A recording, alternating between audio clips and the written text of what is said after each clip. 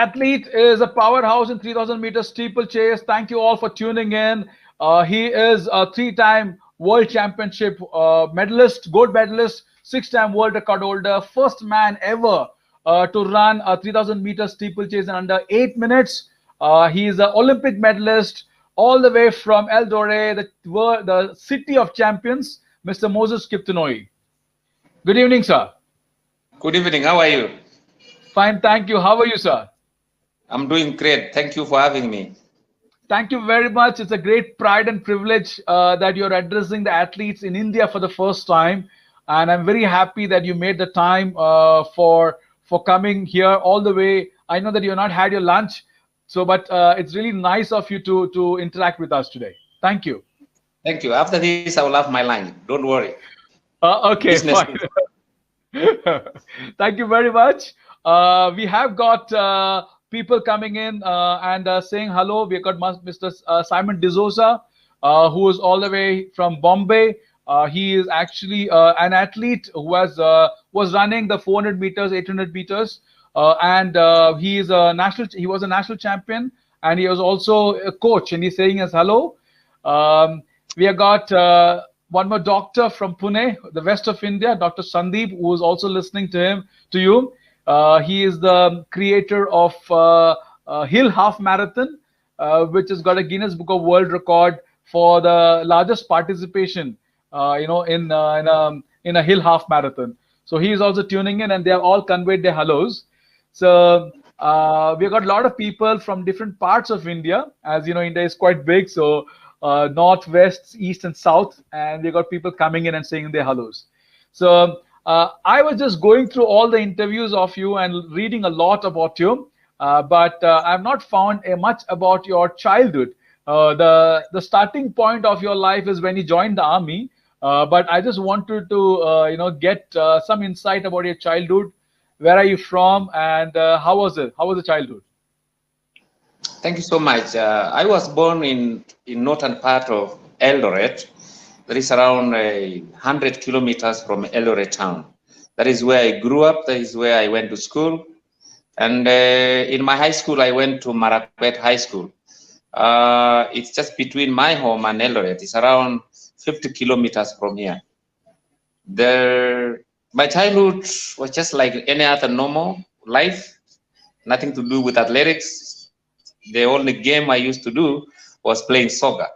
That is number one sport I still love up to today.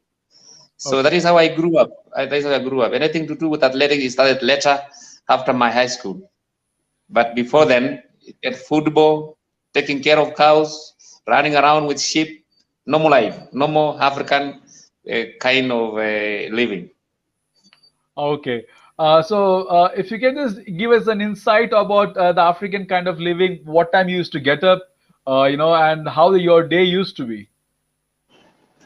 I grew up in a middle class family. I mean, middle class means that we were not like poor, but yet we had land, we had some few animals, and those animals kept us moving, having nice meal, and tilling the land, growing maize, beans, potatoes. That is where I grew up. So kind of, I was brought up in a life where we had plenty of food, and we never missed anything like a meal. And I grew up with my grandmom, because my dad had two lands, so we had to move from one land to another. But life was normal. Any African child, you stay with your parents, you are being supported, you support your parents, and life was great. I mean, there was nothing wrong with it. It was way of life. I was not used to urban life. I mean, I am a rural guy, but I've come from far. Wake up early in the morning. Lucky enough, I used to wake up 5 in the morning because my dad was using some oxen to plow the land, and the best time to wake up is 5 in the morning. Before I go back, I go to school around 7. So it was way of life. My school was 5 kilometers from home, so obviously I had to run in the morning, run back, coming for lunch, run to class at 2 o'clock, and in the evening we walk home. So no hurry in the evening coming home. Way of life. Okay. So were you assigned any farm duties in your childhood? Were you in charge of anything, or you asked to do something? Sorry. Yeah, no problems. So I was just asking, were you assigned any farm duties in your childhood? So, or that you are asked to do certain things when you're a child. Can you come again, please? I said, were you assigned any farm duties in your childhood? Yeah. I used to plow. I used to plow the land using the oxen. I mean, it's way of life. Okay. All kind of manual work at home. I mean, children were supposed to perform, assisting their parents. Okay. Yes. That's nice. So I could do anything. I mean, I could do anything around the farm, weeding maize, harvesting maize, harvesting potatoes.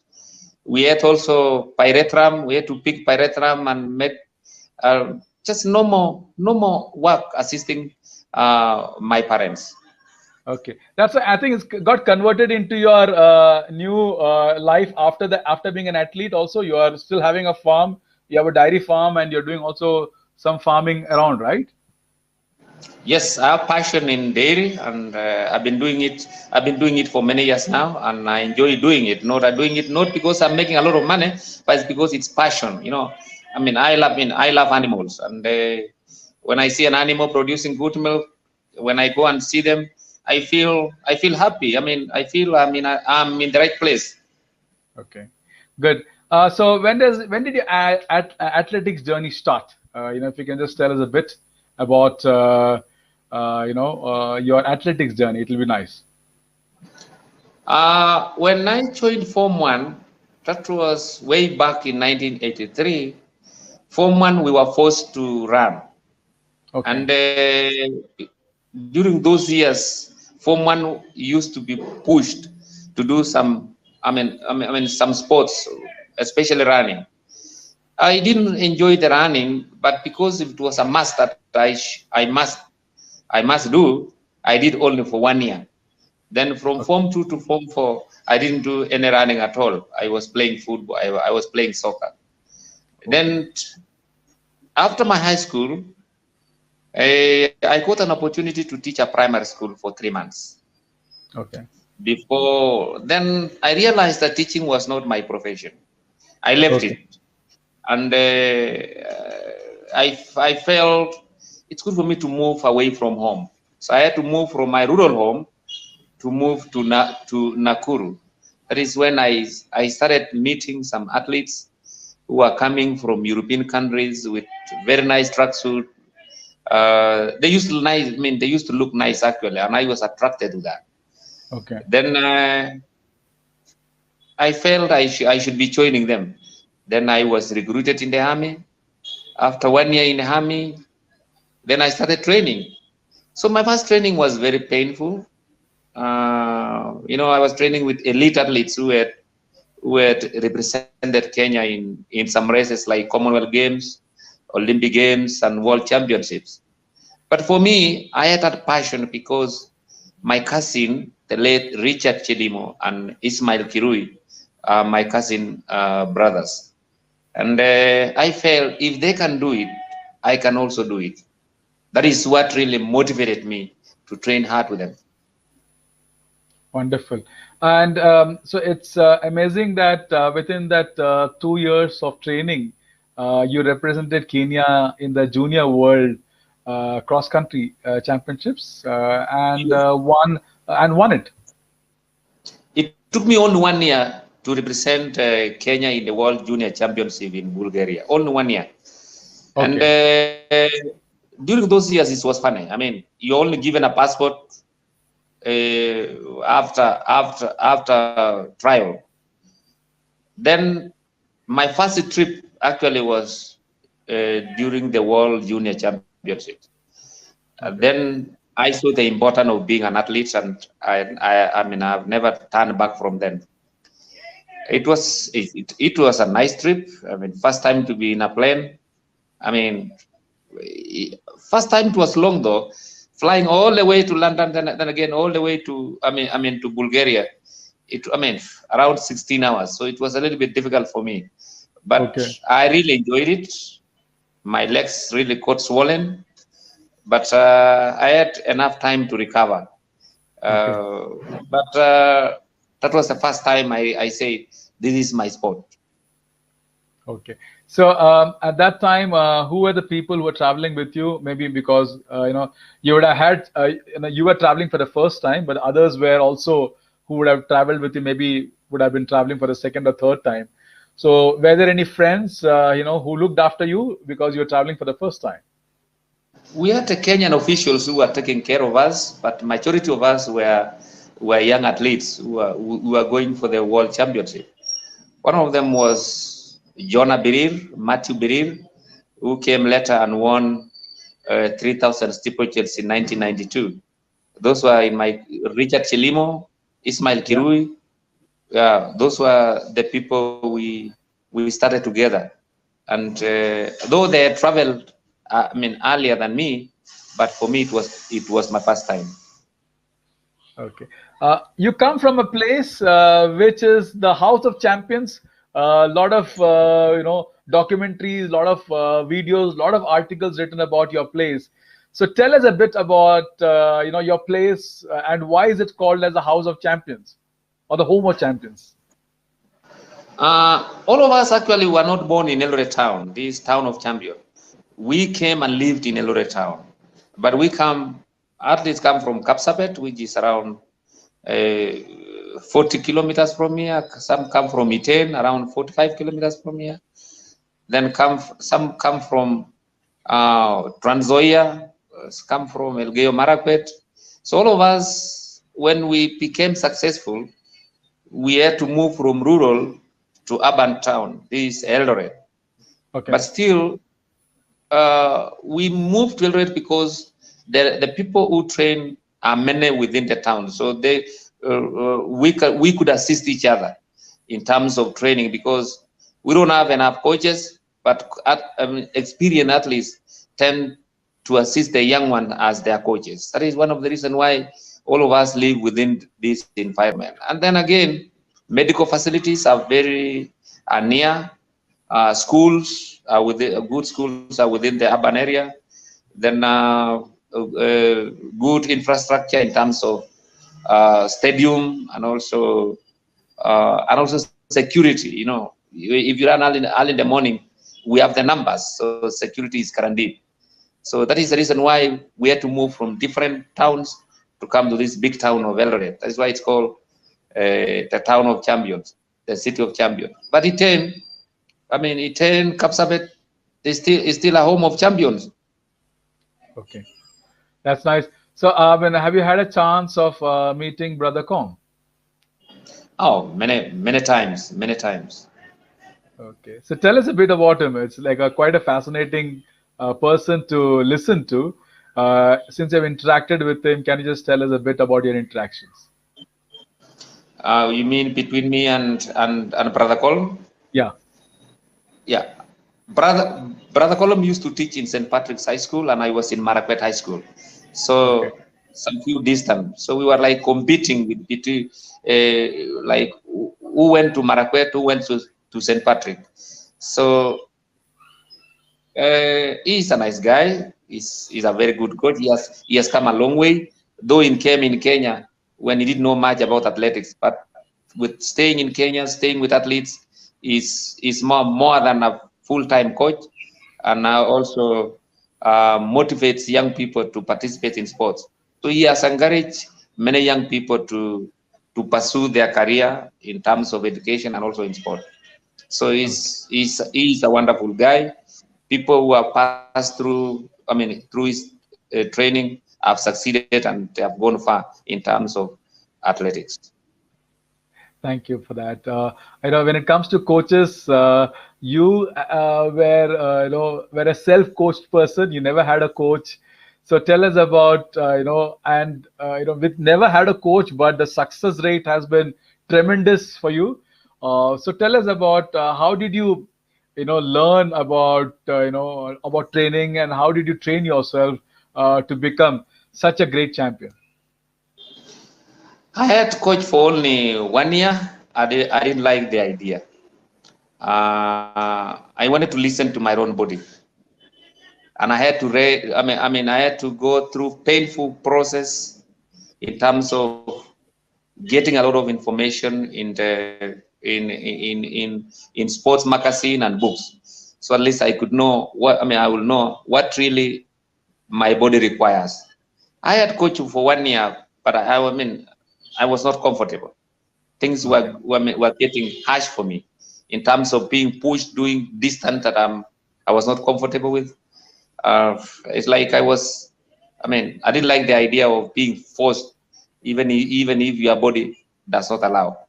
But when I started coaching myself, I had to listen to my body and Okay. make sure that what I'm doing was right for me. And because I used to live in UK, every week we had a lot of magazines that we could go through them, and a lot of training tips there. That's really assisted me. But I wish it would be this year where we will have a lot of internet, we will have a lot of YouTube and information in a modern world. But during those years, you can only get a book which has been written by a coach. Then you go through them and listen to your body. The best thing is listen to your body. Okay. Yeah, don't do much, don't do less. Okay. There is some similarity between you and Liz McColgan. She is also a self-coached. She also had a coach for a year, or when she was around 10 or 11 years old, and then she has been self-coached. So there's a lot of similarities between you and her. So I asked her that question, but I'm going to ask the same thing to you. Would you recommend that to others, being self-coaching? I can say no, I can say yes. What is in the athlete's mind, he can read on or interpret his own mind. But for me, it works perfect for me. I don't know with other person. It also worked good for Liz. So, but it takes serious thinking, focus, discipline, so that you can maintain that. But if you cannot supervise yourself, please get a coach. Get a coach. But for me, I was more comfortable training myself and training other people, because the same training I used to, I had to tell other people to do the same. So actually, I enjoyed everything. That's nice. I just wanted to ask you about your trials. Within 1 year of training, you were uh, trying for the Kenyan team. Just tell us about your trials and how did it go? That was in 1992. Okay. Yeah. I missed Olympics because of trials of 1992. I got injured the last few days before the trials, and Okay. I finished number 4. I finished fourth, and the person who was that was my schoolmate. Okay. So I was asked if I could take his place, but I find it very difficult because he could not have. He wouldn't like it because he was my senior. He was 2 classes ahead of me, and I felt if I take his position, he will hate me for the rest of his life. Because I Okay. knew I was young. I still have more. I had more years. I had to leave it go. Okay. But he went to the Olympics and he won bronze, Okay. which was very good for him. But for Good. me, I needed more than that winning call, because I knew 1992. I've missed it, but I had to do a lot of training, aiming to break world records. So Yeah. after Barcelona Olympic Games, I did fantastic. I did good. I did good. I break, 3,000 steeplechase and 3,000 meter flat. Yeah. And you had two world records after that in your comeback in Yes. 1 year, which was fantastic. So Yeah. you have done very well in all the distances: 1,500, 3,000 meters, the steeplechase 3,000 meters, and 5,000 meters, wherein you had world records in majority of it. But why was that 3,000 meters became a favorite for you? Out of, because you could have done well and even won medals in all the events. If I see your records, but why is that 3,000 meters such a big favorite of yours? First of all, I started running 1500 before even going to steeplechase. So in 1991, my coach, late 𝐀𝐥𝐥 wanted me to return from France to London. And I told him I'm not going there alone. So he bought me a ticket and we went to Stockholm. Stockholm, I asked if I could run. Then he asked me what distance. I told him I can try steeplechase. Then I was sent at the last minute to run the steeplechase. And I performed extremely well. I ran 8:07. Then it was easy for me. Then from then my mind changed. I should be running all distance, 1500, 3000, 5000. That is how I changed, and that's why I liked running 3000 steeplechase, because it was kind of easy for me to run the steeplechase running. And again, there were few athletes who could run steeplechase, comparing with people running 1500 and 5000 meters. Okay. But I regard myself as a middle distance runner. Anything to do with 3000 flat, 3000 3000 steeplechase, those were my best distance. 1500 I was traveling a little bit. 5000 was a little bit longer. Till later on, in 95 days, when I ran several 5000 meters. Okay. So how did you master the jump for the steeplechase? Because that would have been new to you. How did you master it? Just by training. I mean, I used to do a lot of training, using the 400 hurdles barriers, because I couldn't use the steeplechase barriers because it's sometimes risky. If you knock it down, that is in training, and we do a lot of repetitions. So it was kind of easy for me to train using the 400 hurdles barriers, and also watching past races. Those are the things that really assisted me. Okay. So there's a question out here from one of the viewers, Mr. Simon D'Souza. He's asking that since you started running 1,500 meters, which involved a lot of speed work, did it help in running the 3,000 meters and 5,000 meters in the later years? Actually, it's correct. 1,000 meters, 1,500 meters, 2,000 meters really assisted me to get speed in running the steeplechase. I mean, it worked perfectly for me, and I really enjoyed. During training, I do a lot of 1,500 meters and also 2,000 meters. Okay. So, what kind of how different would be the training if you're training for 1,500 meters and then for 3,000 meters? How would you scale up the training? The only difference is in running 3,000 meters and 1,500 meters and 5,000. The only difference is going over the barriers. Otherwise, the training is the same. Okay, couples of 400 meters, 1,000 meters, 600 meters, 800 meters, all are the same. The only difference is going over the barriers. So I had to get some extra time to train going over the barriers. Otherwise, basically the training are the same. Okay, thanks for answering that. My question is about the World Championship. You've done extremely well, 3,000 meters steeplechase, and winning three World Championship medals and also one World Cup. I'm just curious to hear from you. I just want to hear from you because there are athletes who would be happy with one championship medal, and you were constantly winning, and not only championship medal, you also had 6 world records. What is this desire to do extremely well in every race? What is the secret? Why? What makes Moses Kiptanui so successful? In winning and winning and winning and not giving up. Thank you for that question. What motivated me really is the passion I had for the sports. I really enjoyed every second I was training and racing. I wanted to do it more. I wanted to win world championship 5 times. But things don't work well all the time. There's time you go down, there's time you go up.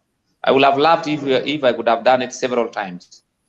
But we are human beings. We get tired at times. Something comes and messes with your training program, injuries. Those are the things that makes us at times not to pursue our career for many years. With me, in 1996, I was in great shape. Because I had decided not to run in 92, and I thought I was young enough to run for 2 more Olympics. That is a human being of seeing things. But outside there, things are different, man. You don't know, anything can happen. But I thank God I did what I did for those few years. I managed only 10 years. I wanted to do 15 to 20 years, but no complaint. I had to accept the situation. In 1996, I got injured. Last few days in the Atlanta Games, the person who I was training beat me and I won silver. But I felt bad about it. But because it is more or less a sport where you have to win and lose, I had to accept it. Okay. So I'm just saying, my question was that what fueled his desire to continuously winning? I know that one is passion, but is there a secret, thing which Moses Kiptanui says to himself before every race which helps him to win it? Actually, I was in athletics because of 3 main things. 1, to entertain people. 2 is to win medal. Then win medal and make money. And the 3rd thing again for my physical fitness. Those are the 3 main things what kept me moving in the world of athletics. Three things. 1 is the physical fitness. 2 is the monetary value. Then for people who enjoy watching me running. Okay. So when it comes to monetary value, there was a story about you winning a horse in one of the races. Tell us a bit about the horse. Actually, I won horse in 1995 in Rome after breaking world record 5,000. Okay. But I couldn't keep a horse. I had to sell the horse and buy some cows. And I still have some cows up today. What happened to the horse? Do you know what happened to him? The horse was sold. Okay. And I converted into cash, came back home, and bought some cows. So thank God for the horse. That's the start of your dairy farming business then. Sure. Okay. Let's talk about your fantastic race where you the first person to run the 3,000 meters steeplechase in under 8 minutes. And the fact is that at a time where many of the athletes take the help of pacemakers, you for that race refused pacemakers and still managed to win under 8 minutes. So tell me, first thing is that why did you take that decision to not run with pacemakers? And second, what was your strategy for that race?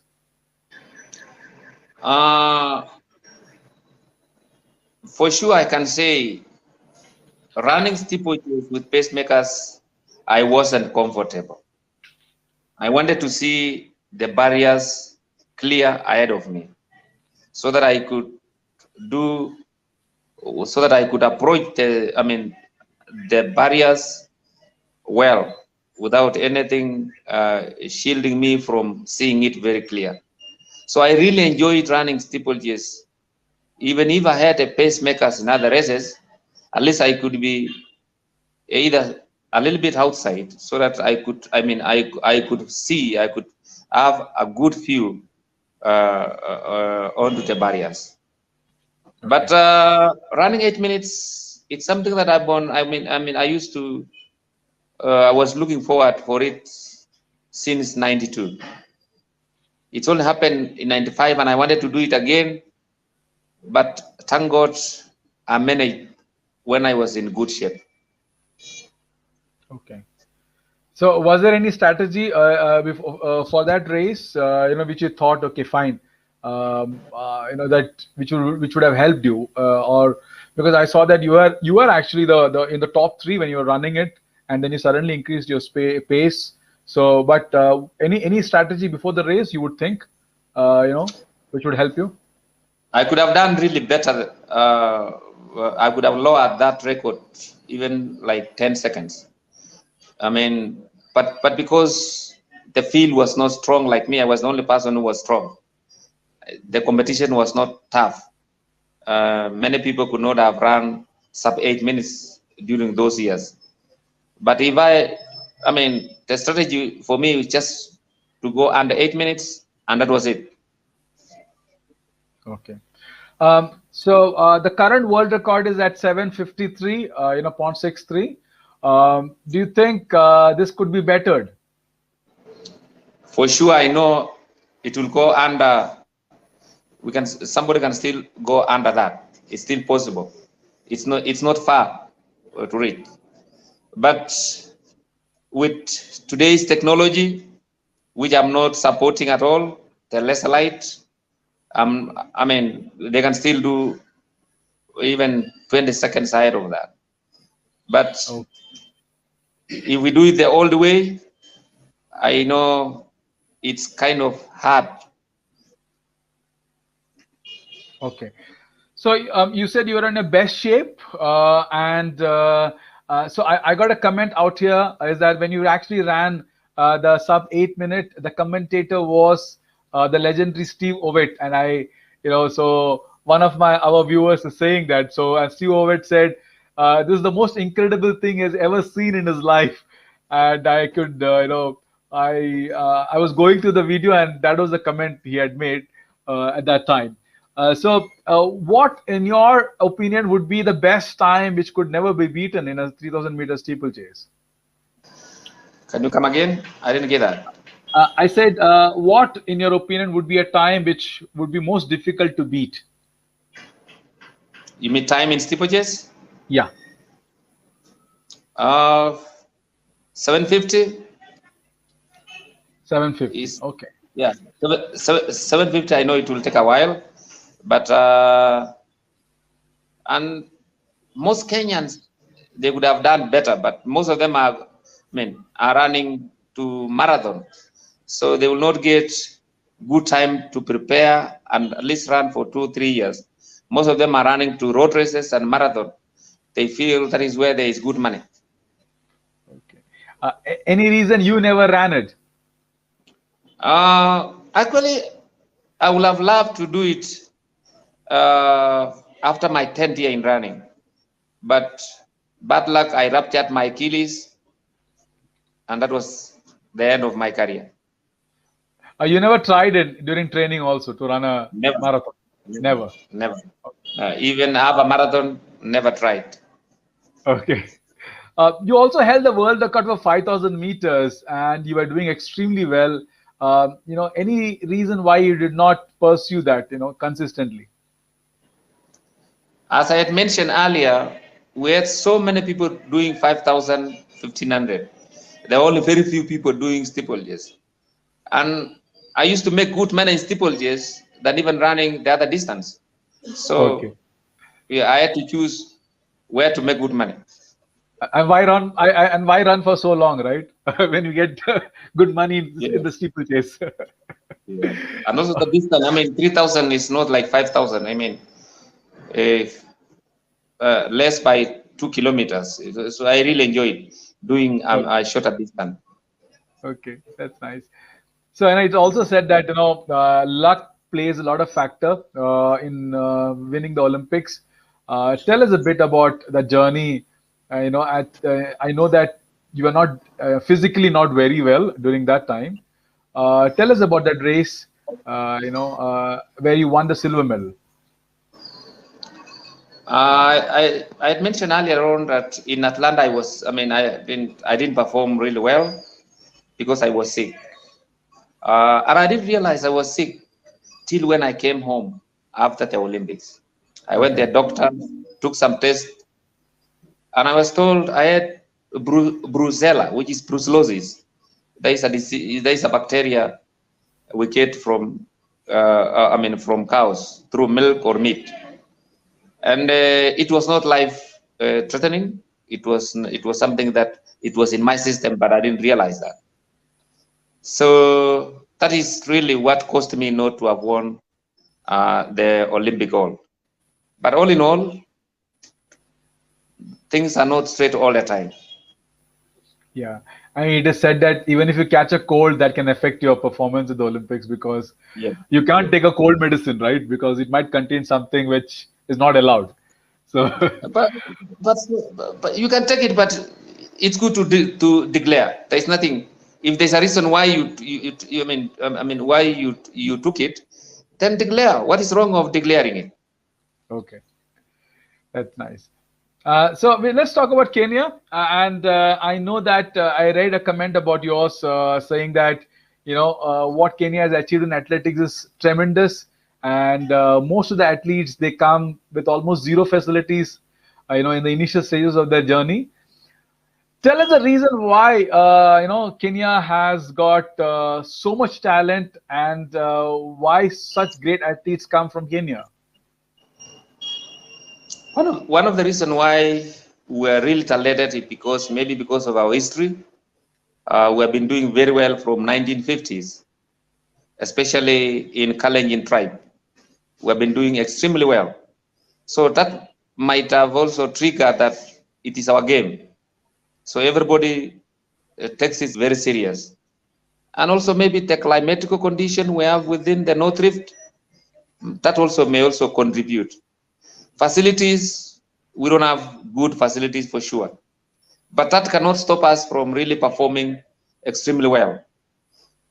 We have Kenyans who live in America, who live in Canada, but still the people who train in Kenya do perform well with very little facilities. So I can say it's also passion. It's also that we need to change our lives. You need to make ourselves better in terms of assisting each other. We are doing it as team. Teamwork has also made us to perform extremely well. So it's very important that all those things that I've mentioned do contribute a lot in the world of athletics. Facilities, I don't want to say we could have done better, but we have done extremely well with the little facilities we have. Okay. So we have an athlete out here. His name is Avinash Sable, who is actually a very good athlete in 3,000 meters steeplechase. And I remember sending a message to you about his time, and you said, if he does a few changes, he can maybe run under 8:10. So what changes should he do actually? He's currently running under 8 by 8:23, and you said that he can do much better than that. What changes would you be advising him, so that he can do better? I wish I had seen him physically so that I could assess how tall is he, and then what kind of training has he been doing? Has he been training alone or he is training with a team? I can't just mention, but running 8:20, 8:23 is possible that he can better his athletics. He can better his time to around 8:10, 8:13 for sure. But I don't know what type of training he has been doing. Okay. So we have heard a lot about you as an athlete. Tell us a bit about your coaching journey, because you have coached few world champions yourself. Sure. Few people and there's the Moses Kiptanui method of training, which has helped these athletes. So tell us about this training and the athletes you have coached. Sure, I've trained some few athletes. When I was training myself, I used to train some other athletes. People like Daniel Komen, people like Noah Ngeny, Paul Pitok, Shaheen. I used to train him. Ezekiel Kimboy, the steeplechaser. I've trained several of them, but for sure it is the teamwork, and also the athlete to accept to do all the training that we have that we have laid down. So that is the first thing, is willing to follow the training, because there's no training that I can tell one to do and I don't do it myself. I had to do everything. So for me, I liked really training. I liked seeing people performing to a better, recording good times and seeing his life changing day after day in terms of training and performance. Are you still training people? Not at the moment. I'm now busy doing my business, running up and down. Okay, fine. So I know that we have been talking for quite some time, so I would ask my last question to you, and I'll put you in a solo layout. I just want to ask Moses Kiptanui's advice for anyone who would like to, want to become an athlete like Moses Kiptanui. What are the advices you can give to become a world champion and Olympic medalist from Moses Kiptanui? You asking me the question? Yes. What advice would you give? My advice to the young people, one who wants to be a champion, just focus on your training and have a dream and have passion in it. Then don't get tired training. Keep on pushing yourself. Push yourself every day. When you have an opportunity when you're young, please show your potential. The only way you show your potential is going outside there and push yourself. Okay. So thank you very much. It's been a wonderful chat, and great that this is the first time you are addressing the athletes in India. And I thank you very much for all your time and being in touch and in correspondence. I just wanted to tell you that it's been a great honor talking to you. I request you be in the studio. I just thank my audience, and I'll just have a chat with you. Thank you very much. Thank you so much, and God bless you all.